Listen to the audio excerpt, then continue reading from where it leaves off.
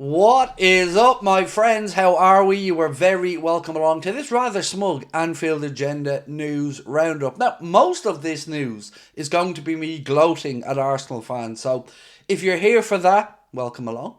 If you're not, this might be a video you may want to ignore. We're also going to go through and give you the latest on Mohamed Salah's contract situation, why Dan Ashworth has seemingly walked out of Manchester United already, and a couple of other bits and pieces. So, ladies and gentlemen, welcome along. You know we want to know your thoughts in the comment section. Drop a like on the video if you've enjoyed it. And hint, if you're a Liverpool fan, you should. And also, of course, we want to know your thoughts in the comment section. Particularly if you're a broken-hearted Arsenal fan right now. Because, ha. Anyway, shall we get on with the news? Right. The big news of the day is that Arsenal couldn't even go 1 week without faltering again. So all those people that keep telling us Arsenal are going to rein us in and Arsenal are back, how did that work out for you? They go to London, in London, their own city, go to Fulham and they get a 1-1 draw. They thought they'd won it at the end, but, you know, VAR stepped in just to show them that the offside rule does exist and break a few Arsenal hearts. But for me, well, I'm actually quite smug right now because, as I've said all along, it's all very well and good saying that you don't want to say Liverpool are going to win the league yet. I get that. But thinking Arsenal are going to be perfect between now and the end of the season when they just haven't been or won't be, I think is just farcical. So again, I'm going to say 6 points clear right now. As I'm recording this, Chelsea are playing Spurs. Now Chelsea have a chance to close that gap a bit more, but, you know, will they last the pace this season? That remains to be seen. For us, I'm feeling rather smug right now. Have I said smug enough on this video, ladies and gentlemen? Because I think I have. Liverpool are now 6 points clear of Arsenal with a game in hand. That game is against Everton. That'll probably be 11th, 12th of February, in and around then, what we're thinking. And then we'll figure out how we go from there. But, once again, I would say to people, stop being afraid to be confident. Stop being afraid to admit that Arsenal aren't this perfect Manchester City-esque machine. They are still Arsenal. They're always going to be Arsenal. And they will somehow try to spin this into finding a way to say that they were robbed somehow just because the rules of football were actually applied to their game. Watch them come out and say that they were robbed here, that the VAR was against them, the PGOML was against them, I was against them, Santa Claus was against them, the Easter Bunny has it in for them, and lots of other bits and pieces. So, just to confirm, once again, couldn't even go a week before dropping more points. So I'm going to sit here rather smug as a Liverpool fan there, I've managed to get it in again, and say to you guys and girls, it's getting closer, it's going to happen, have faith in Arnott and the boys. We've had a little rest now over this weekend, thanks to Storm Dara. We'll go away to Girona and do whatever we need to do on Tuesday. Then we'll show Arsenal how to beat Fulham next Saturday. Now, Arsenal's Bassi is going to be suspended for that game. He picked up a yellow today, so he's going to be ruled out. From us, we know McAllister is going to be ruled out of that game, but it will give us a chance to, once again, put another 3 points on the board as our march starts to pick up pace towards the Premier League title. So, there you go, ladies and gentlemen. Smug over. I've done it again. So now we'll get into some real, actual news. Apart from the fact that Liverpool are 6 points clear, mind the gap Arsenal, and I'm rather smug. There you go, one more bonus smug. So, Mohamed Salah.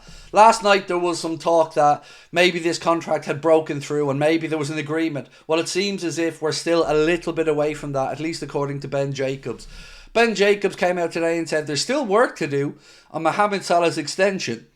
Richard Hughes is leading talks and Liverpool remain calm, but nothing is agreed yet.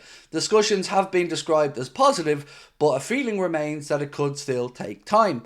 The good part about this is the positive aspect of it. And look, I would have been over the moon if Mohamed Salah's contract was sorted out yesterday, if it was signed off. But it does feel like, I'm not going to say it's a formality because I don't believe that to be the case, but it certainly does feel like, as this points out, the goodwill is there. Both sides are starting to come together.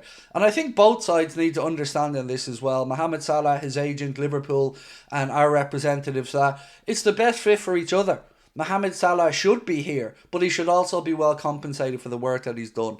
So we hope that we're able to bring you further updates on this, and I will be sitting down with David Lynch tomorrow to talk about all things Liverpool and the fact that we're probably going to both be a little bit smug. There you go, extra Christmas bonus smugness, and we'll take it from there. But Virgil, I think that one we could be getting some good news on soon enough. So keep an eye out for these two. The one that is the real wild card in these negotiations or in this whole contract saga is Trent.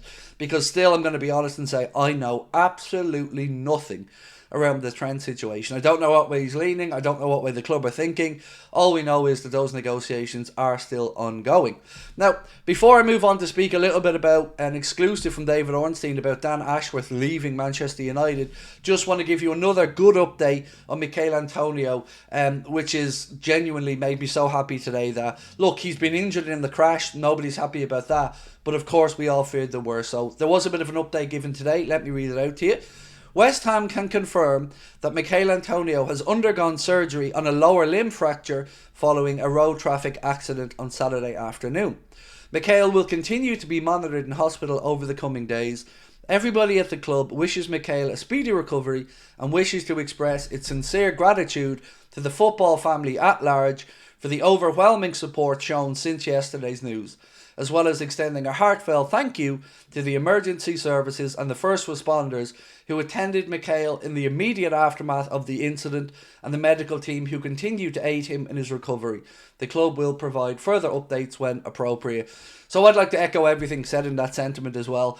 In these moments, it is always heartening to see the football world coming together, and it's good to see it's good to see West Ham United also crediting the medical team and the first responders who got there for Michail Antonio, because as I said, when I seen the footage of that crash, I was genuinely worried. So fantastic news, and they should be credited, so well done to everybody involved. And as I've always said, we hope Michail Antonio makes a swift and full recovery. Now, David Ornstein exclusive here said Dan Ashworth leaves Manchester United after just 5 months as sporting director. The 53-year-old's move from Newcastle has not worked out, and departure agreed in a meeting at Old Trafford last night, presented by Manchester United as mutual. They're a club that just keeps on giving, aren't they? They spent so long waiting for this man, waiting to pay the compensation, figuring it out with Newcastle, and he probably hasn't even lasted that long in the job. So I know that Jim Radcliffe's supposed to be the saviour there at United, but all he seems to be doing at the minute is making wrong decision after wrong decision. Look at the fact that United were beaten again yesterday as well. Now, that's not to say that Ruben Amorim won't do well at United, but I'm going to squeeze the word smug in here one more time before we finish up. Dan Ashworth, 5 months. He was the guy who they'd set their stall out for, that they wanted to bring in to bring the good times back to Old Trafford, and it hasn't worked out. So, take from that whatever you will, my friends, but it's just another bit of news for you today. Now, the good news, at least I hope it is I'll be back here tonight at 8:45. By then, we'll know the result of the Chelsea-Spurs game. We'll look ahead to the Girona game, of course, coming up on Tuesday, and lots more in between. Love to know your thoughts on all of today's action in the comment section. Do drop a like if you've enjoyed the video. And if you look in the top left corner, my friends, just 44 subscribers away from 285,000. If you can help us get there, we really would appreciate your support. Until then, Captain Smug out. Talk to you at 8:45. Bye-bye.